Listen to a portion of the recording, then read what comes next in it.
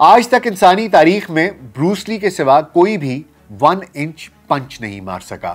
यह Bruce Lee की ही खुसूसियत थी कि वो 1 इंच के फासले से मुक्का मारकर सख्त लकड़ी का बोर्ड तोड़ दिया करता था। वो ननचक्कू का इतना माहिर था कि ननचक्कू से टेबल टेनिस खेला करता था।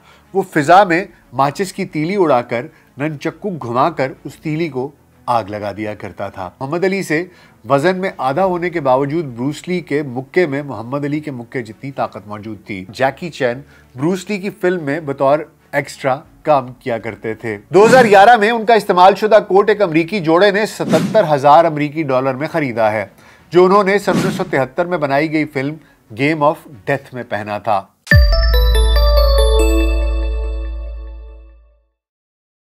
वीएलसी पॉडकास्ट में डॉक्टर नासिर बेग के साथ आपकी खिदमत में हाजिर हैं। अस्सलाम वालेकुम।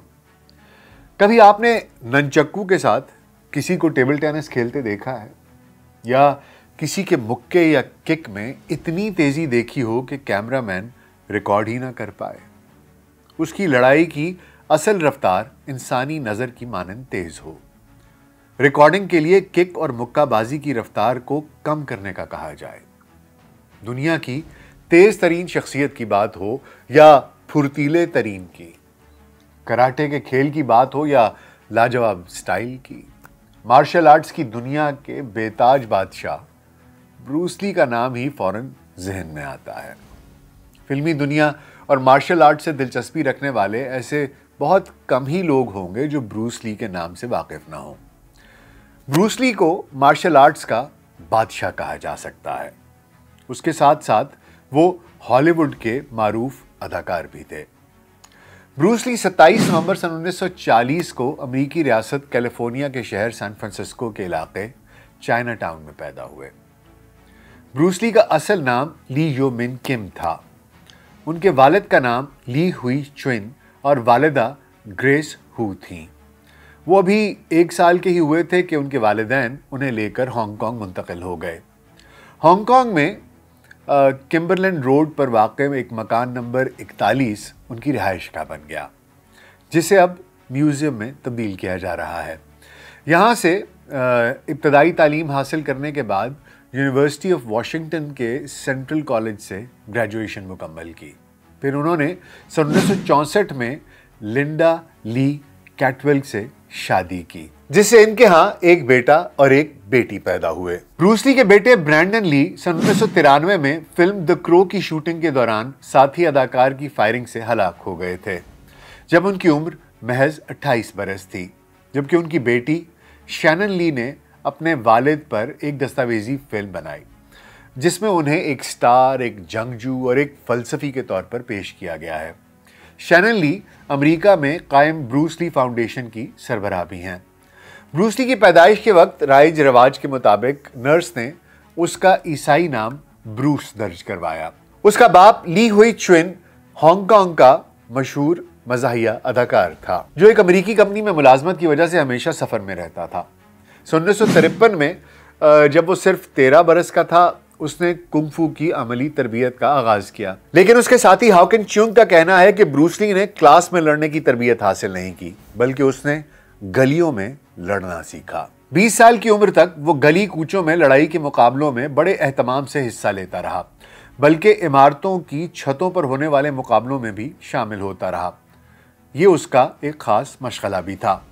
ब्रूस ली बचपन से ही मार्शल आर्ट के दिलदादा थे। जब उनकी उम्र 16 बरस की हुई तो उनके मोहल्ले में चोरी की वारदातें बहुत ज़्यादा बढ़ गई थीं। वो अब चोरों को पकड़ने लगे थे। इस दौरान लड़ने वाले चोरों को वो अपने मुक्कों और किकों से लम्हों में बेबस कर देते।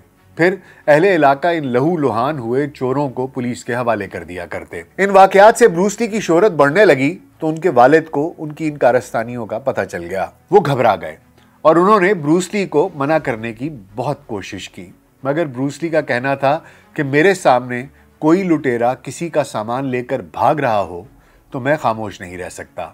तंग आकर वालिद ने उन्हें अमेरिका भेज दिया। यहाँ उन्होंने यूनिवर्सिटी में दाखिला ले लिया और कुछ अरसे बाद ही एक ग्राउंड में मार्शल आर्ट सिखाने लगे। उनके स्टाइल और फुर्ती की शोहरत तमाम तलबा और इर्द गिर्द की आबादियों तक फैल गई और लोग उन्हें कदर की निगाह से देखने लगे थे।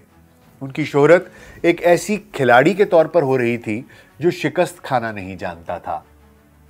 ऐसा एक वाकया उनकी फिल्म की शूटिंग के दौरान पेश आया, जब स्क्रिप्ट के मुताबिक उन्हें एक फाइट हारना थी, मगर ब्रूस ली ने इनकार कर दिया। जब प्रोड्यूसर और डायरेक्टर ने बहुत इसरार किया तो ब्रूस ली ने फिल्म छोड़ने की धमकी दे दी और दूसरे खिलाड़ी को फिल्म के अलावा फाइट का चैलेंज दे दिया कि अगर तुम मुझे हरा दो तो मैं फिल्म के सीन के लिए भी हार जाऊंगा। लफ्ज़ हार ब्रूस ली को सुनना भी गवारा नहीं था। आखिरकार स्क्रिप्ट में रद्दोबदल करके फिल्म में वो लड़ाई बिना किसी हार जीत के ख़त्म की गई। ब्रूस ली एक बेहतरीन मार्शल आर्ट्स का खिलाड़ी था, जिन्होंने फिल्म की दुनिया में कुंग-फू का जुनून पैदा किया। वो रोज़ाना 5000 पंच, 1000 किक्स और 8 किलोमीटर रनिंग और 15 किलोमीटर साइकिलिंग करते थे। उनकी बीवी लिंडा के मुताबिक वो मार्शल आर्ट को लेकर जुनूनी थे। ब्रूस ली को अपने पहले TV serial the green hornet के बाद मार्शल आर्ट के साथ साथ अदाकारी से भी इश्क हो गया था। ब्रूस ली ने मार्शल आर्ट्स ही नहीं बल्कि बतौर हदायतकार और अदाकारी के माहिर भी अपनी सलाहियतों का लोहा मनवाया। ब्रूस ली ने फिल्म की दुनिया में कुंग-फू में अपनी महारत का मुजाहिरा करके एक नई और दिलचस्प तर्ज पैदा की। 60 की दिहाई के अवाखिर में ब्रूस ली के मार्शल आर्ट्स से मुतासर होकर हांगकांग के स्टीव मैकोवन और जेम्स कार्बन जैसे अदाकारों ने उन्हें अपना ट्रेनर मुंतखब किया। इस दौरान ब्रूस ली का रुझान फिल्मों और छोटे पर्दे की जानिब भी हो गया। इस दौरान उन्होंने टीवी सीरियल्स और फिल्मों में छोटे बड़े रोल भी किए। उन्होंने 1969 में लॉस एंजलिस के चाइना टाउन में मार्शल आर्ट सिखाने के लिए ट्रेनिंग सेंटर भी खोला। इसी साल उन्होंने मार्लो नामी एक फिल्म में एक मुआविन अदाकार के तौर पर भी छोटा सा काम किया। उन्होंने सन 1971 में बिग बॉस नामी फिल्म में बतौर लीडिंग रोल काम किया था, जो चाइना की फिल्म थी, और इसी फिल्म की वजह से ब्रूस ली पूरी दुनिया में मशहूर हो गए। इसके बाद देखते ही देखते ब्रूस ली ने बहुत नाम कमाया। इसी साल सन 1971 में हांगकांग आकर अपनी खुद की फिल्म फिस्ट ऑफ फ्यूरी बनाने का फैसला किया। ये फिल्म सुपरहिट साबित हुई।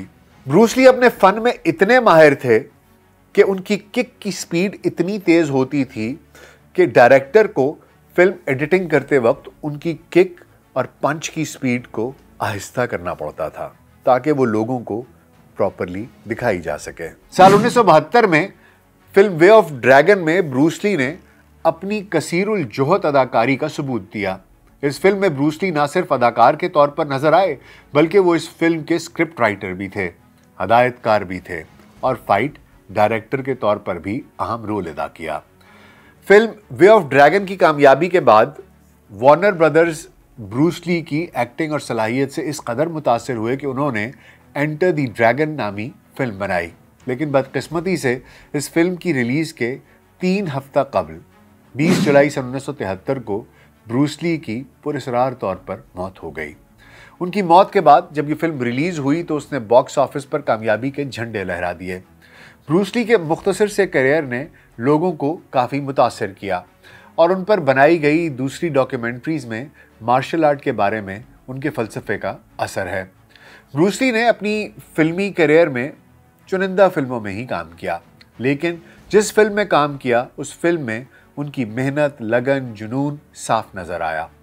इन्हीं खूबियों की वजह से ब्रूस ली एशिया का एक ऐसा अदाकार के तौर पर शुमार किया जाता है जिनकी सलाहियत को आज तक कोई मात नहीं कर सका। 1973 में रिलीज होने वाली फिल्म एंटर द ड्रैगन में कुंग-फू लेजेंड ब्रूस ली को आखिरी बार देखा गया था। फिल्म ने ज़बरदस्त बिजनेस किया था। इस फिल्म का कुल बजट $8.5 लाख था, लेकिन इसने हैरानकुन तौर पर $400 मिलियन कमाए। इसे अब भी सबसे ज़्यादा बिजनेस करने वाली फिल्मों में शुमार किया जाता है। आज तक इंसानी तारीख में ब्रूस ली के सिवा कोई भी 1 इंच पंच नहीं मार सका। ये ब्रूस ली की ही खुसूसियत थी कि वो 1 इंच के फासले से मुक्का मारकर सख्त लकड़ी का बोर्ड तोड़ दिया करता था और अच्छे भले तंदुरुस्त आदमी को 1 इंच के फासले से मुक्का मारकर दूर गिरा दिया करता था। अगर आपने ये वीडियोस देखी हैं जिसमें कि ब्रूस ली 1 इंच पंच का मुजाहरा कर रहे हैं, तो आप भी यकीन कीजिए कि हैरान हो जाएंगे, क्योंकि YouTube पर ये वीडियोस मौजूद हैं। अगर आपने नहीं देखी तो जरूर देखिए। इसके अलावा YouTube पर वो वीडियोस भी मौजूद हैं कि ब्रूस ली चॉपस्टिक, जिससे नूडल्स खाते हैं, उससे फिजा में चावल उड़ाकर उन छोटे छोटे दानों को चॉपस्टिक से पकड़ लिया करते थे। वो ननचक्कू का इतना माहिर था कि ननचक्कू से टेबल टेनिस खेला करता था। वो फिजा में माचिस की तीली उड़ाकर ननचक्कू घुमाकर उस तीली को आग लगा दिया करता था। वो एक उंगली और एक अंगूठे की मदद से पुशअप्स करने में माहिर था। अजीम बॉक्सर मोहम्मद अली से वजन में आधा होने के बावजूद ब्रूस ली के मुक्के में मोहम्मद अली के मुक्के जितनी ताकत मौजूद थी। उसकी जिंदगी की एक अधूरी ख्वाहिश मोहम्मद अली से लड़ना भी था। आज के मशहूर फाइटर और अदाकार जैकी चैन ब्रूस ली की फिल्म में बतौर एक्स्ट्रा काम किया करते थे। एक फिल्म में उनका सीन ब्रूस ली से 2 मुक्के, 1 लात और बाल पकड़वाने तक का था। वो मुताले का शौकीन भी था और उसकी लाइब्रेरी में 2000 से ज़ायद कुतुब थी। एक खतरनाक फाइटर होने के बावजूद वो उस दौर में अपनी हिफाजत की खातिर उस वक्त की जदीद तरीन गन मैग्नम रखा करता था। एक खतरनाक फाइटर और एक बेहतरीन एथलीट होने के बावजूद ब्रूस ली को तैराकी नहीं आती थी। 1960 की दिहाई में मार्शल आर्ट की प्राइवेट क्लासें या कोचिंग देने का ब्रूस ली 1 घंटे का $275 यानी आज के तकरीबन $2500 सिर्फ 1 घंटे के लिए चार्ज किया करता था। ब्रूस ली एक शायर भी था। टाओ ऑफ जीत क्यून 2 नामी किताब में ब्रूस ली की लिखी गई चंद नज़में मौजूद हैं। 17 साल की उम्र में हांगकांग के 12 स्कूल्स के माबैन हुए बॉक्सिंग के मुकाबले में ब्रूस ली ने पहला इनाम हासिल किया था और वो ये मुकाबला बआसानी जीत गया था, बावजूद इसके कि उसने कभी किसी से बॉक्सिंग नहीं सीखी थी। हाथ पांव चलाने के अलावा ये इंसान एक बेहतरीन सेंस ऑफ ह्यूमर भी रखता था। उसके करीबी दोस्त कहते हैं कि ये जब मूड में होता तो दोस्तों को हंसाने में यदे तूला रखता था। अपनी ज़िंदगी में ब्रूस ली ने एक गोल्ड रोल्स रॉयस भी ऑर्डर कर दी थी, जो कि बदकिस्मती से उसकी मौत के बाद डिलीवर हुई। फिल्मी दुनिया के अजीम तरीन martial art artist Bruce Lee का इंतकाल 20 जुलाई 1973 को 32 साल की उम्र में हुआ। इतनी कम उम्री में मौत की वजह से उसे पुरस्कार करार दिया जाता रहा और आज भी दिया जाता है, जिसके बाद मुतअद्दिद अजीब थ्योरीज उसकी मौत के बारे में पढ़ी और सुनी जाती रहीं। चंद साल कबल एक नई तहकीक में लिटिल ड्रैगन की उर्फियत से मशहूर ब्रूस ली की मौत की मुमकिना वजह बताई गई। तहकीक में दावा किया गया कि ब्रूस ली की मौत की वजह बहुत ज़्यादा पानी पीने की वजह से हुई। इस मकसद के लिए मुहक्किकीन ने ब्रूस ली की मौत से जुड़े हकायक का तज्जिया किया था। मारूफ अदाकार को मौत के दिन शाम 7:30 बजे पानी पीने के बाद सर दर्द हुआ था, जिसके बाद उन्होंने एक दर्दकुश दवा खाई। 2 घंटे बाद वो मुर्दा पाए गए। मौत के बाद पोस्टमार्टम से इंकशाफ हुआ था कि ब्रूस ली का दिमाग सूज गया था, जिससे यह नतीजा निकाला गया था कि उनकी मौत दवा के मुज़िर रिएक्शन के बायस हुई है। जबकि क्लिनिकल किडनी जर्नल में शाया तहकीक में यह नुक्ता उठाया गया था कि ब्रूस ली ने यह दवा सर दर्द और सर चकराने के बाद खाई थी, जिससे इंदिया मिलता है कि दवा खाने से पहले ही उनका दिमाग सोजन का शिकार हो चुका था। मुहक्किकीन के तज्जिये में यह ख्याल पेश किया गया है कि दिमागी सोजन दर हकीकत हाइपोनेट्रीमिया का नतीजा थी। गुर्दों का बहुत ज़्यादा पानी को फिल्टर ना कर पाना ब्रूस ली की मौत की वजह बना। ब्रूस ली की अहलिया और डॉक्टरों ने बताया था कि अदाकार ने ठोस खुराक को छोड़कर सिर्फ गाजर और सेब के जूस तक खुद को महदूद कर लिया था। इस तरह की ग़िज़ा से भी हाइपोनेट्रीमिया का ख़तरा बढ़ सकता है। हाइपोनेट्रीमिया का सामना उस वक्त होता है जब कोई फ़र्द बहुत कम वक्त में बहुत ज़्यादा मिकदार में पानी पी लेता है और गुर्दे इस पानी को फ़िल्टर नहीं कर पाते। मगर ऐसे शवाहिद मौजूद नहीं जिनसे इंदिया मिलता हो कि ब्रूस ली ने ऐसा किया था।